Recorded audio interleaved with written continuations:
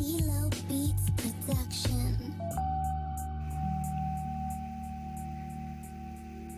Okay, good morning, viewers. Form 4 candidates back at home. Welcome to KUTV. Once again, today we are going to talk about a very important topic, KCSE poetry.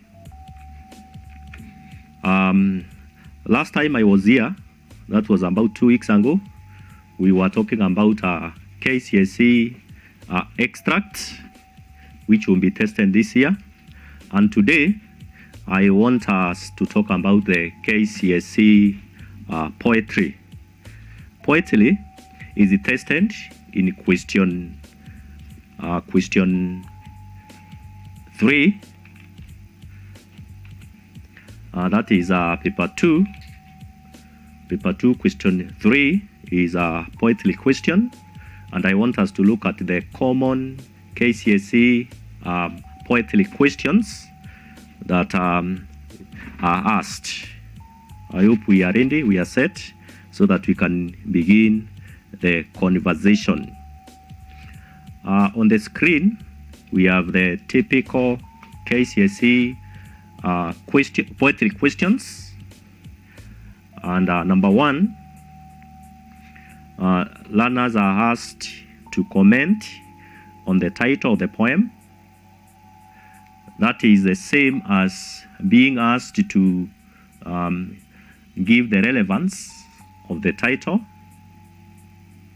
That is a common question. I will be explaining to you what you are expected to do when you are asked to answer a question like that. The other common question is, who is the persona? It could also be asked, who is the speaker, or identify the voice, or you could also be asked to identify the I of the poem. That's a very common question. Sometimes students confuse the persona of a poem with the poet. Number 3 is, what is the poem about? It could also, that question could come differently, where you are asked to state the themes in the poem, or what is the subject matter of the poem. It's the same question. So I will also be explaining to you how to go about that question. Number 4 is identify and comment on stylistic devices employed in a poem. That is almost a guaranteed question. I have not seen a poem in my life where you are not asked this question, because poets and poetess use stylistic devices to enhance their message. Number 5 is identify the character traits of the persona or any other person in the poem. And the identification of character traits follows the same method that we talked about in the extracts. Number 6, and this where we have difficulties, describe the tone of the poem. What is the tone of the poem? That's a common question. Related to that is describe the mood of the poem. There is a tone, there is a mood. Number 8, another common question related to the tone and mood is describe, or what is the attitude of the speaker, what is the attitude of the persona. It is the same question. It is the same question. Number 9 is sometimes you are asked to explain the meaning and the significance of certain phrases, certain ones, certain lines as used in the poem. And then finally, we have the question on performance of the poem, whether if it was going to be done live, how would you perform the poem or the lines? So in a nutshell, those are the common questions you encounter in poetry, and I will take you through each one of them one at a time. If we could start with the first one,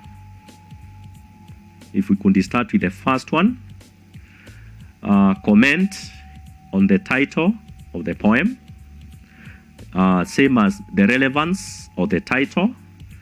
What is it that the examiner expects you to do? For you to comment on the title of the poem, or for you to be able to show the relevance of the title, you need to look at the title itself, because the title summarizes the message in the poem or in the text. The title gives a summary of what the text or what the poem is going to talk about. The title also gives the cues or hints on what to expect. Titles could be sarcastic, so you need to be very careful. You need to be very careful when you are looking at the titles. Read the poem first to understand it, then relate the meaning to the title. That is relevance. Study the poem, read some biographical notes about the poet, that is the writer. What is the inclination? For example, there is a poem that is very common, and the title is Building the Nation. Building the Nation. That is the title. What comes to your mind when you see a title like that? Building the Nation. What comes to your mind? You expect that there will be some serious work going on. For example, construction of roads, bridges, etc., etc. When you read the title, that is your expectation. So if you don't go ahead and read the poem, you will make the wrong judgment out of the title. If we may look at this poem, line 1. This poem is by Christopher Eneribalo from Uganda. And I was telling you earlier on that it is important to read some biographical notes about the writer, because you will have known by now that Eneribalo was a PS, permanent secretary, in the government of Uganda at some point. And here he writes a poem about building the nation. Our PSs are supposed to be engaged in some serious work, like I talked of building roads, or like now we have COVID, they are implementing the government guidelines on that. But if you read this poem, and I will take you through stanza 1, the poet says, "Today I did my share in building the nation. I drove the permanent secretary to an important, urgent function. Up to that point, we are convinced that the persona or the speaker is actually engaged in some serious work. Today, I did my share, like I am doing mine. I believe I'm building the nation. In building the nation, I drove the permanent secretary. I think the person speaking is a driver, and is driving his boss to an important, urgent function. Up to there, we are persuaded that this is serious work in building the nation. But when we look at line 4, there is a change. not line 4, the last line of the stanza. In fact, to a luncheon at the Vic. Look at where the driver drove the PS. To a luncheon. Luncheon is a place where people go to eat and drink. There is no construction work. They are not going to build bridges. They are not going to build schools. They have gone to eat. And that luncheon is at a famous hotel by the name Vic. It is just on the shores of Lake Victoria. That's where they are. So if a student had not read the whole poem and was trying to make an interpretation of the title of the poem from the title, that would mislead you. That's why I said it is important we look at the title, because in some cases a poet may choose to deliver his message in a sarcastic way. That is not building the nation. In fact, it is the opposite of building the nation. We are told in stanza 2, the menu reflected its importance. Cold beer, cold bell beer with small talk. That is what we were made to believe was building the nation. And you notice these guys are taking beer with small talk. Then fried chicken with niceties. Wine to fill the wholeness of the laughs. Ice cream to cover the stereotypes jokes. Coffee to keep the PS awake on the return journey. You can see the PS is the boss in this case, and is the one who was driven by his driver to a luncheon. And the title and the poem is titled Building the Nation. And we would want to ask at this point, taking beer, fried chicken, wine, and ice cream and coffee, is that building the nation? No, it isn't. So the poem the title is sarcastic, in that it tells us the opposite of what we expect, what to expect from a title like Building the Nation. So that is important. When you are looking at the title, please look at the title and read the whole poem, so that you try to relate and see whether the title is relevant to what it is talking about. That is about the question on comments on the title. The next question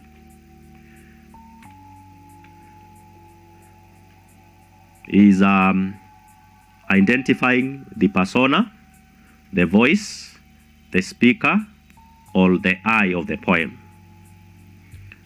And a person who writes poetry is called a poet if he's a male, and a female is a poetess. In the poem Building the Nation, Henry Barlow is the poet, is the writer, is the one who wrote. But when we read the poem, we noticed there was a voice of a driver, not the writer. It means, when we say Henry Barlow is the poet, it means he just wrote the poem. Anybody can write. We can have an adult writing a child poem, and we can have a child writing an adult poem. So the roles will change. A poet, therefore, invents a character to tell the story on his behalf. This dramatic character, or the invented narrator, or the voice that we adopt in a poem, is what we call the persona. That's the persona. Sometimes the students are asked to identify the persona, and they end up identifying the writer. However, we have cases where the writer is also the persona in the poem. So you must be very keen. I am not saying the writer cannot be the persona, but you have to be very keen so that you do correct identification.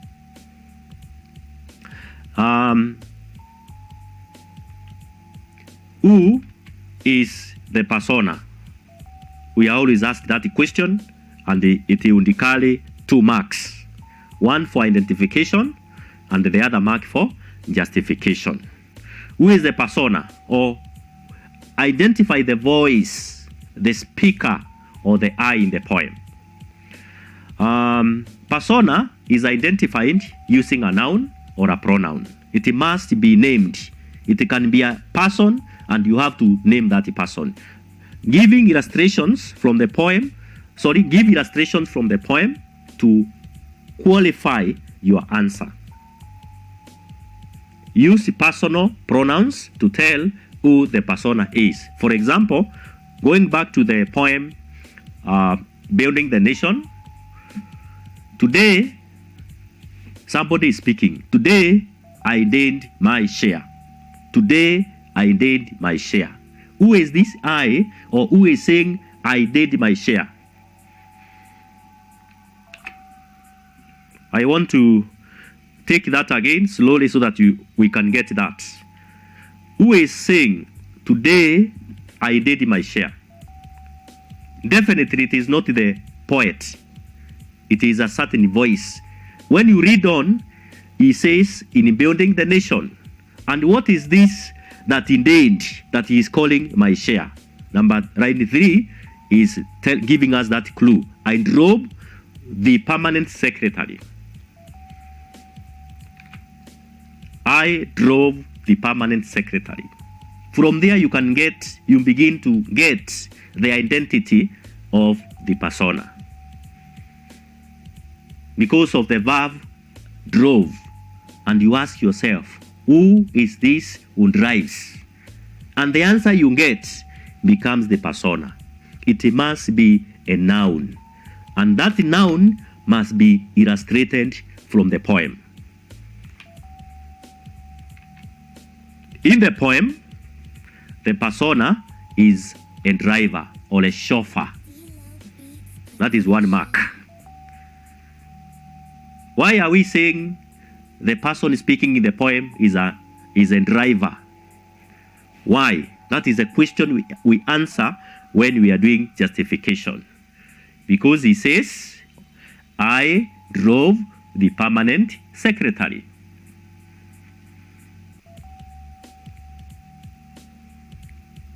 I drove the permanent secretary. When he says that, we qualify that person to be a driver. And if you look up the meaning of chauffeur, the dictionary says it is a person whose work it is to drive rich and important people. And you get your 2 marks from that.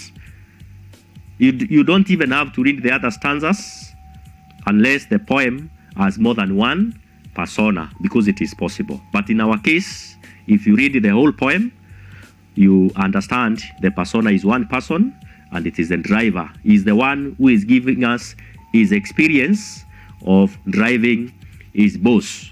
And in many cases, we are naive to believe that our bosses are always driven to go and build the nation.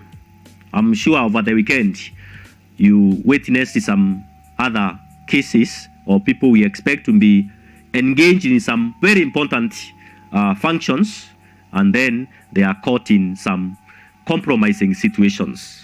That is our poetry. The next question is, what is the poem about? Themes in the poem, or what is the subject matter the persona is addressing, blah blah blah, like that.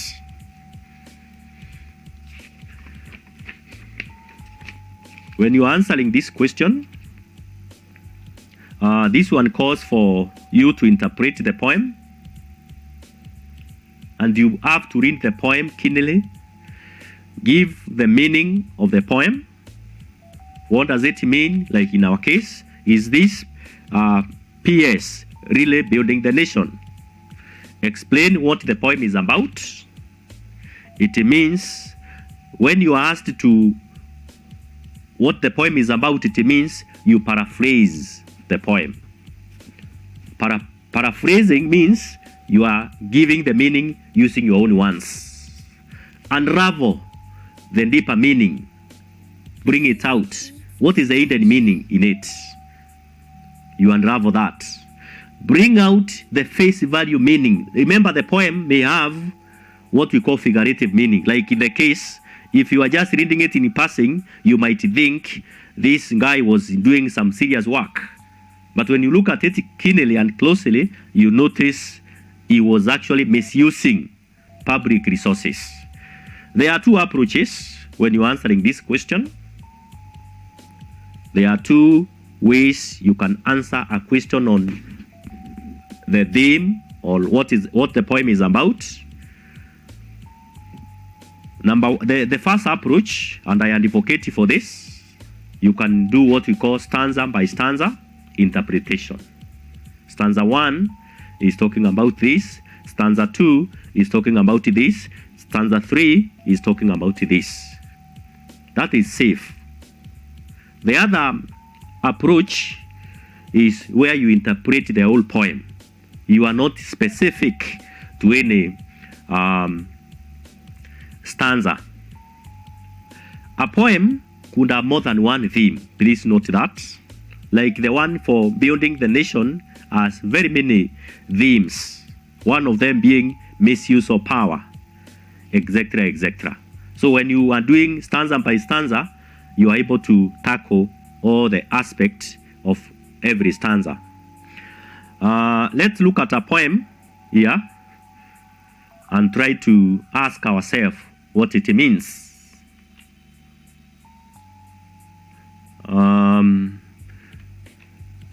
The one we read, just as an example, there is misuse of the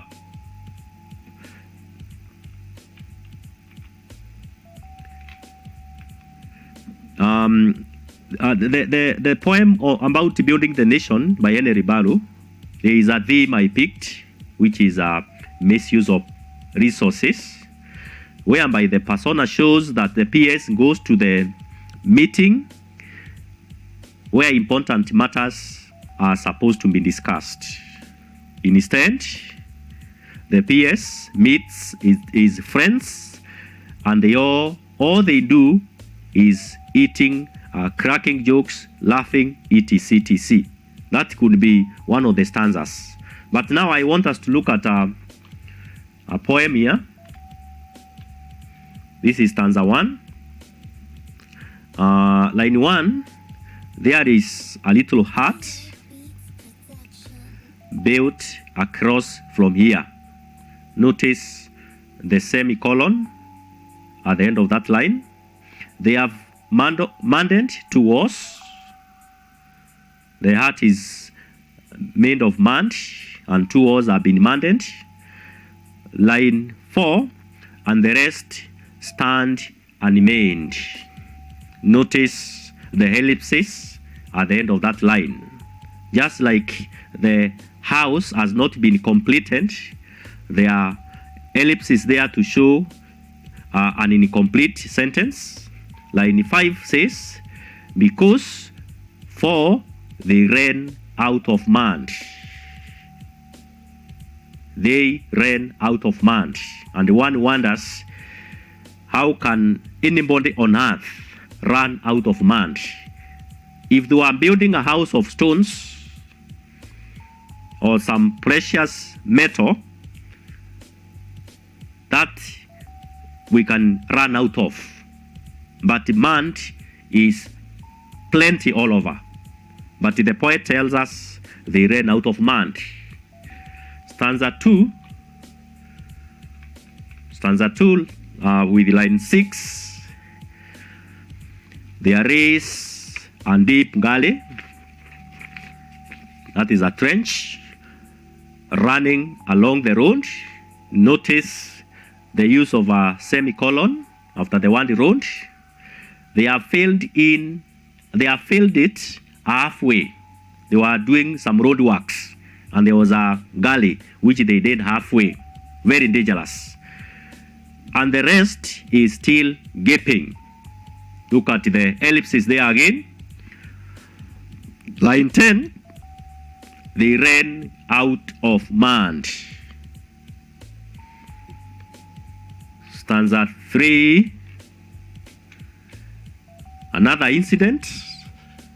We have looked at two. The first one was a manned house, not complete. The second one was a galley, not complete. The third one, we are told there is a pot by the altar that they began to mourn.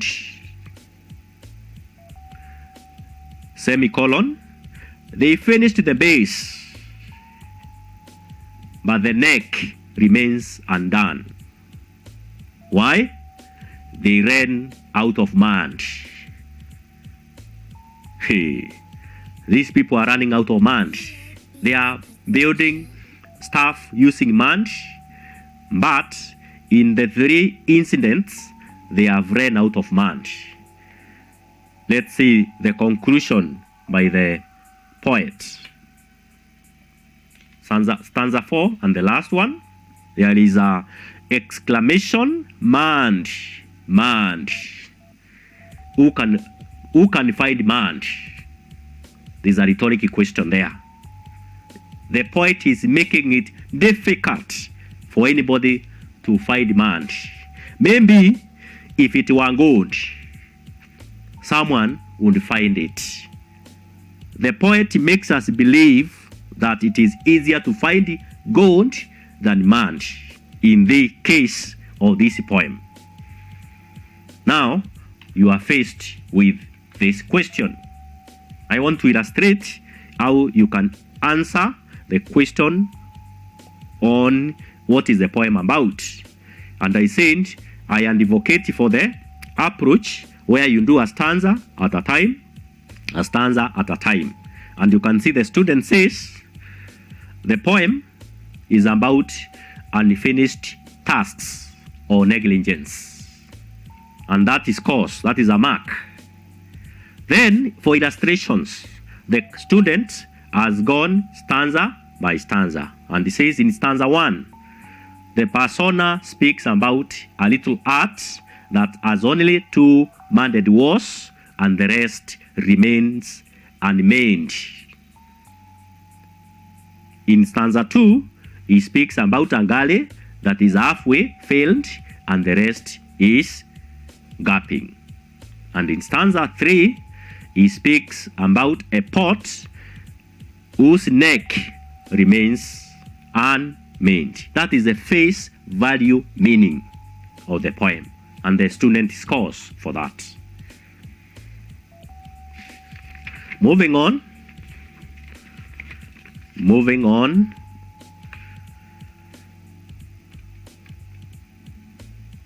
There is always a question. This one I said you cannot miss. Identify and comment on the stylistic devices employed in the text. Sometimes the examiner will just ask you what features of style has the poet used. Every time you are asked this question, remember it has the identification part, it has the justification part, and it has the effect part. I want to repeat that. For questions of stylistic devices, whether in poetry or in literature, they have 3 parts. The identification part, where you identify using a noun or an adjective. For devices you use nouns, character trait you use adjectives. So when you are identifying the stylistic device, you use a noun, you name it, you name the device. The poet has used personification, that is identification. Illustrations are drawn from the poem. You look at the poem and you get an appropriate justification. Justifications can be done in 2 ways, and I remember talking about this last time. You can quote the line that has personification. You go to the poem, you come to your answer script with the opening inverted commas, you quote the specific line that as employed personification. The third part, which is mostly skipped, is the effect. Why would a poet use personification? Each stylistic device has its effects, not one, several, and I will be demonstrating that to you in a while. A poet uses a range of devices, by now we know that, in order to enhance the style and pass the message across more effectively. The poem about the building the nation is made effective by use of sarcasm. The poem about unfinished task is made effective because the poet makes us believe that it is easier to find gold than man. That way, we are called to think. It provokes us to think and reason. Why would it be very easy to find gold that we know is rare than man? So that people go leaving tasks unfinished. These devices are referred to as stylistic devices that we know, and they are all over, even in the novel and the play and the short stories. Identification of devices, please underline that, is done by nouns. You can get a mark out of the 3 marks by giving the correct identification. Even if the illustration and the effects are wrong, and your identification is in the poem, you will always score. However, if the illustration is right, the effect is right, but the identification is wrong, you do not score. That is wrong. That is wrong. Illustrations are drawn from the poem or the text, and effects stated. We always miss that part. What is the effect of enjambment? What is the effect of rhetorical questions? We must give them.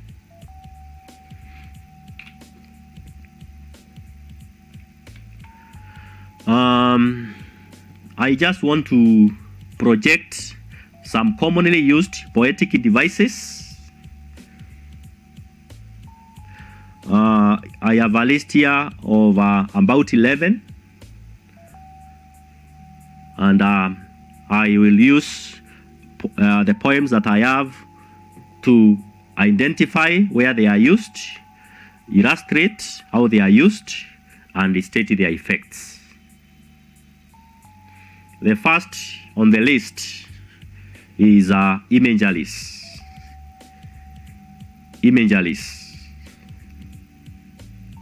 Second is personification.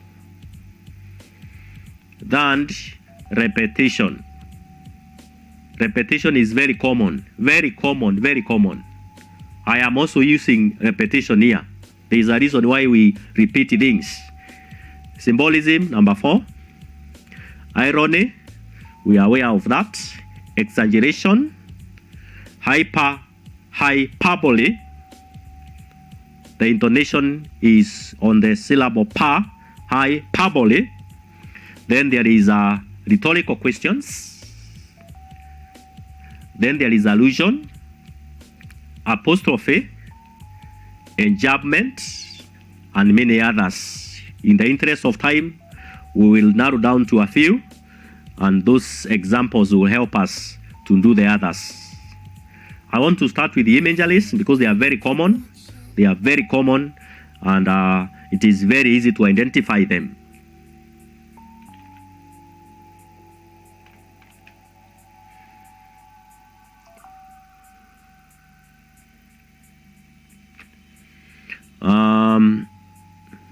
Imageries, or an imagery. Imagery is from the word image. An image is a picture. You could use an image of a word or an expression to help the audience get the idea or the concept of what you are saying. In our poem about demand, I am sure by now you know the issue there is not demand. Demand is plenty. So demand is a representation of something else. Imageries are of two types. I want to clarify this. Imageries are of two types. We have what we call word imageries, and the others are called sound imageries. If the examiner asks you to identify imageries employed in a poem, that is an open question. You can identify both the word and the sound. In some other cases, the examiner uses the word patterns, and he will ask you identify sound patterns in the poem. He could also ask you to identify word devices. So we have the word devices, we have the word patterns, and we have the word imageries to mean the same thing. Word imageries use words to describe what they mean. Word imageries use words to describe what they mean. Here we are. They use word imageries to express something else, like I was talking about, man. Examples of word imageries in poetry are similes. Similes, please take note of the spelling. Students all the time misspell that word. Look at the spelling of similes. Take a good look at it, and from today, get it right. This lesson was yours. Similes. Then we have metaphors. Then we have number 3, there is a debate whether it is a word imagery or not. But for the purpose of the lesson, we have it there as number 3. Then we have personification, because when we personify, we use words to bring out something else. Then we have symbolism. In the exam, do not waste time defining what a simile is. Nobody asked you to define.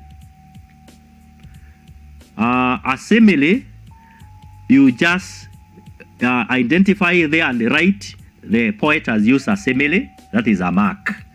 Do not waste time defining what a simile is. Same case for a metaphor.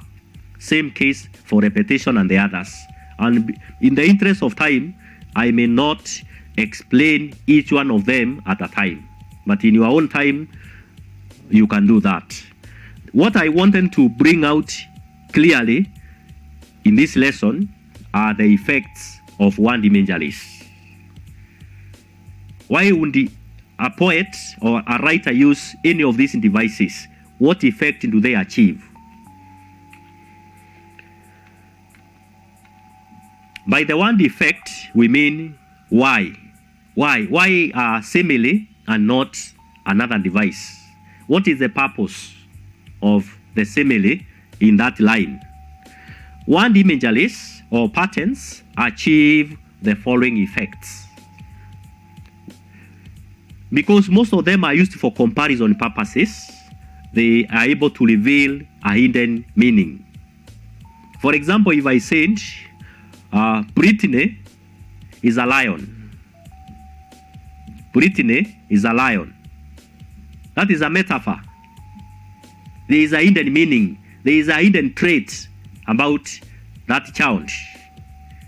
Number 2, make the message clearer or concretize the message. There is a good reason why the poet in our poem about man has used man in that case. There is something he wants to concretize or bring out. Number 3, word imageries help in theme and advancement. There is the theme of negligence in the poem about mud. And these people are building a hut using mud that we know is plenty all over, but it is unfinished. Negligence. Negligence. Number 4, very important. When we use word imageries, we inject humor by bringing out unusual relationships. Use, note, use the effect applicable to the poem in the question. Do not just cram. Do not just memorize this effect, and every time you see a repetition or a personification somewhere, you write there, it is revealing a hidden meaning. That is called copying and pasting. Look at the specific personification, because a personification in poem A may achieve the effect of advancement, theme advancement, and it may achieve a hidden meaning in poem B. So don't just memorize this and then your work is to paste in an exam. No, don't do that. That is about word imageries. How about sound? These ones are many. They are quite a number. Sound imageries in poetry. Sound patterns or imageries use sound to imply or describe their meaning. Here we are relying on sound. If you look at the 7 of them, there is something about sound about them. These are sound patterns, very important. And they have their specific effects when they are used.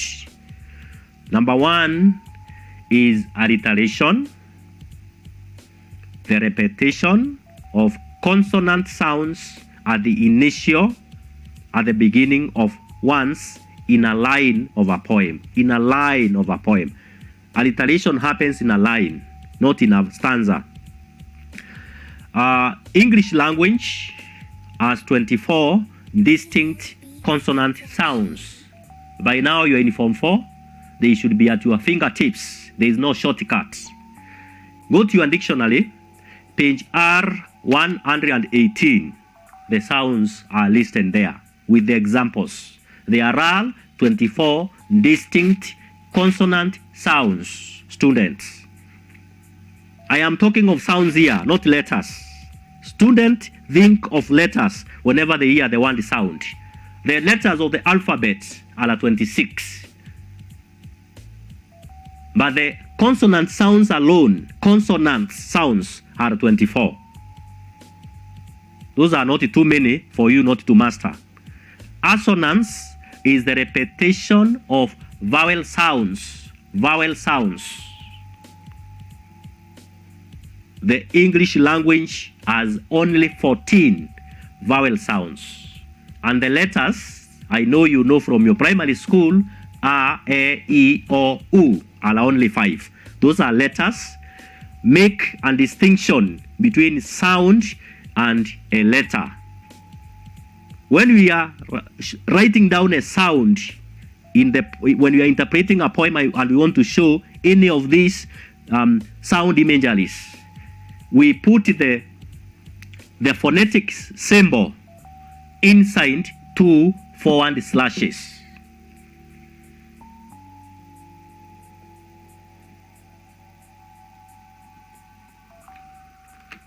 Let me repeat that. For example, you want to show that letter B is alliterating.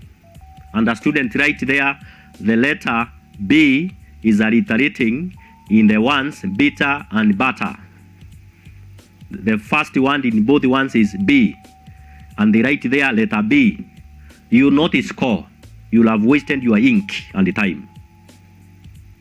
If you want to score a sound, it must be between two forward slashes. Go to your dictionary, look at the pronunciation of words. They are always put in phonetic symbols. That is what I mean. And I have said the English language has 14 vowel sounds. Number 3, very important, but mostly ignored, consonants. Consonants use diphthong sounds, and the English language has 9 of them. Go to page R118 of the Oxford Advanced Dictionary, 7th and 8th editions. You will see those sounds there with the clear examples. They are there. So in total, and 24 plus 14, that is 38. Then you add 9, it is giving you 47. When we talk of sound in English, sounds, and this is very important is because of even question 3 in paper 1. Paper 1, question 3A, all of it is about sounds, the oral scales. There are 47 sounds, and you should know them. And there are those problematic ones. Those are the ones the examiner tend to dwell on. That is where he dwells on. Number 4, still on sounds, we have idiophones. You will not find the word idiophones in the dictionary. And these are not English ones, by the way, but they are used in the poem. Poet used them to bring out some meaning. For example, if the poet was saying the antelope was running, kuru kuru kuru kuru kuru kuru kuru kuru, and then it is slowed down, kara kara kara kara kara kara. The ones kuru kuru kuru kuru kuru kuru and kara kara kara kara kara kara, you will not find them in the dictionary. They are idiophones. They are showing the movement, the pace at which the antelope was running. If I was holding a long stick and I let it fall by mistake, then the poet would say, the stick fell down, that is what we mean by idiophones. Onomatopoeia, students, the problem I have here is the spelling. Students do not take time to master the spelling of the word onomatopoeia. So they write it. We can see they have an idea, but they are misspelled. These are ones that use sounds, movement, and color to create a mental picture. For example, the stone fell in the stone fell with a thud. The word roar, the word chatter, those are onomatopoeic in nature. Sibilant uses sounds z, z, and ish. And there's an example there of sibilant. And the last but not least is rhyme and sound imageries. Rhyme, sameness or almost similar sounds in the last ones of the poem, and is also covered in paper 1. So that is about both sound and the word. Moving on, we look at the next one. We look at the effects of these 7 sound imageries.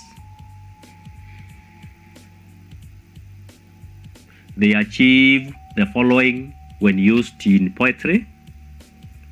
They unify words and concept of same relationship.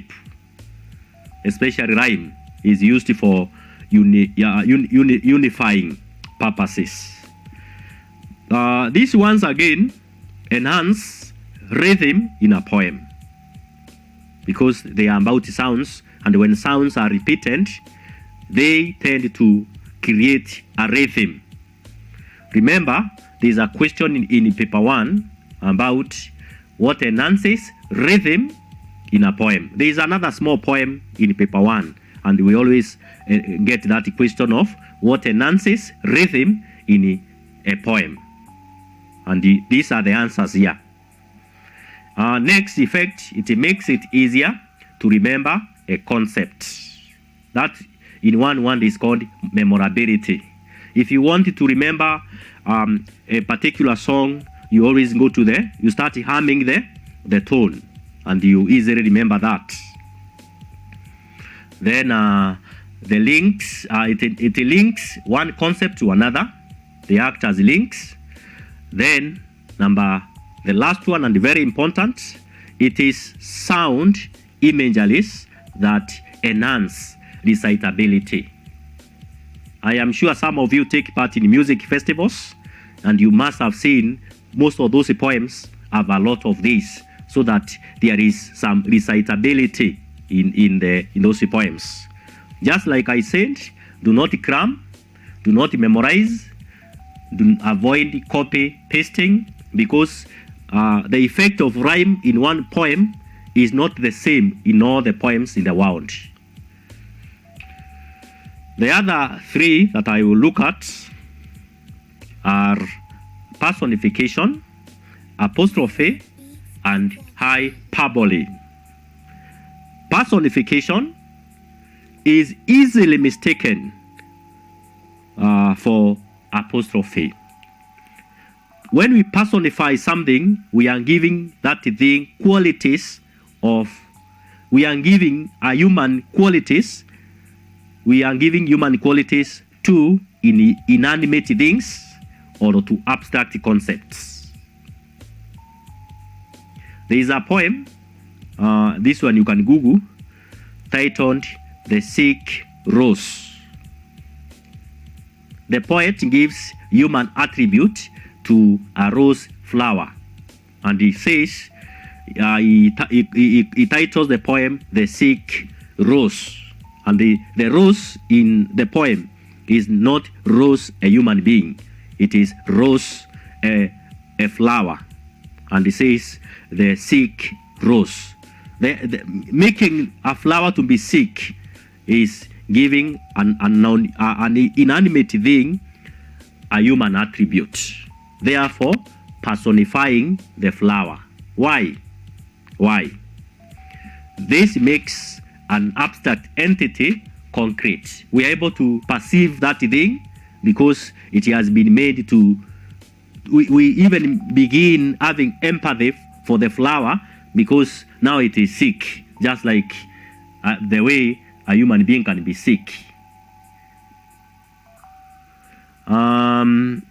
Apostrophe, please listen keenly here, is addressing a dead or an abstract person or an inanimate object as if the thing or the person were present. The poem Death Be Not Proud uses apostrophe. The poet is addressing death and telling it, and it has now adopted a pronoun, tells it, do not be proud. Just because you are killing everybody, that should not make you proud. Then there was a time in the Bible, I don't know whether it is Moses, who was addressing a stone and tells the stone, even if you are not responding, I know you are hearing what I'm saying. There is another poem called Argument with God. There is a man there whose son is lying in an hospital bed, ICU, and the man is in a violent prayer and is arguing with God. God is abstract. That is apostrophe. Then we have high pa. Notice the pronunciation there and the syllable that is stressed. Pa uses heightened exaggeration. When we exaggerate something more, we make it hyperbole. And there is an example here of a line taken from a poem. This is somebody who was telling the other one, the way I love you, 40 men cannot. The way I love you, wanting to show the other person the depth of his love, and tells her, the way I love you, 40 men cannot. I know girls keep getting that a lot. Just know from today, that is just an hyperbole. Nobody can love you that way.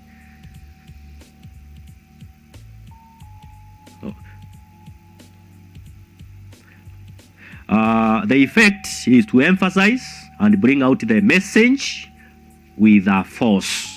With a force. I am told we do not have time. We have very little time. Just when we wanted to tackle the tone, the mood, and the attitude, and that. Okay. I didn't want to do this in a hurry because this is quite a problematic area for students. All right. Tone is the quality of voice expressing a particular emotion or attitude. And the tone comes out through the mouth. If I asked you the body organ that brings out the tone, you will identify the mouth. Tone comes out through the mouth. Tone is revealed by the following indicators. How can you tell the tone of a person? You can look at the subject matter. You can also look at the choice of words. Choice of words, we call that diction. How the writer chooses words. If I asked you to write 2 poems, one on happiness, another one on sadness, you notice you have words to reveal sadness for the poem about sadness. If you attended a funeral and you listen to people talking there, you easily tell their tone from the way they are talking. They are at a loss, they are mourning, they are in grief, and that comes out every time a speaker stands to talk. Similarly, if you leave from the funeral and attend a wedding next door, everything changes. The atmosphere, the way people talk, and they create an atmosphere of celebration because that is a wedding. And from the ones they utter, you can tell that. The pace or rhythm is also very, when a person is annoyed, they tend to speak very fast. The pitch is sometimes when we've done wrong things at home, our parents raise voice when they are addressing us. And we are able to tell when my father raises his voice like that, he is not happy. He cannot be congratulating me for being number 1 in school with that raised voice. So those are the indicators. Pleasant topic and pleasant topic, each will have their own. Happy ones to reveal happiness, annoyance for fast pace, and a highness or lowness depending on what they want to tell you. I have never seen somebody giving another person a piece of one device and their voice is raised. There is a way they modulate. They tell you, look here, if you want to excel in poetry, this is what you do. And you can, that creates an atmosphere where the two of you can converse. Use adjective to identify the tone. And I have examples here of common adjectives. Satirical, the poem about building the nation. The poem about demand. Cynical tone, ironical tone, pessimistic tone. There is no hope. Then there is optimistic. There is condemnatory, contemptuous, bitter, humorous, admiration, etc., etc. That is about the tone. For attitude, The tone tells us the attitude. So the two are related. Attitude is our viewpoint, our feelings, what we think about a subject matter. Our tone reveals our attitude. Attitude comes through the heart. The body organ that tells us the attitude is the heart. Do we approve or do we disapprove? What is our viewpoint regarding the subject matter? Here we have commonly used ones. They are adjectives. You can have a despising attitude. You can have a scornful attitude, contemptuous, disrespectful, etc., etc. The tone of a poem can help you decide on attitude. Satirical tone will lead to a scornful attitude. There are some questions here. Rispa from St. Camilla's High School is asking if I can elaborate more about the title. She says I have missed the explanation. I said the title summarizes. The title is like the gate. The title is like the gate. It summarizes the content. And I said, while at the title, you need to be very keen because some titles are scornful. If you scored 0 out of 10, and I wrote there for you, very good, I am sure you'll not go back happy. You might feel good when you read the remark, but later on, it is going to occur to you that I meant the opposite. In the poem, if they can tell you to add a tag in your answer, how will you write that answer? I don't understand what that person means. Pardon, the meaning of persona. Persona is not the poet, although we can have a poem where the poet is also the persona. The persona is the dramatic character, the character created. I am sure we are all reading Blossoms of the Savannah. You have seen characters there created by Olekulete, and they are the ones sharing the experience. Similarly, in a poem, we create characters, and these characters, or the character here is called the persona, the one who talks to us and gives his experience. There is another one saying, hello teacher, give a case.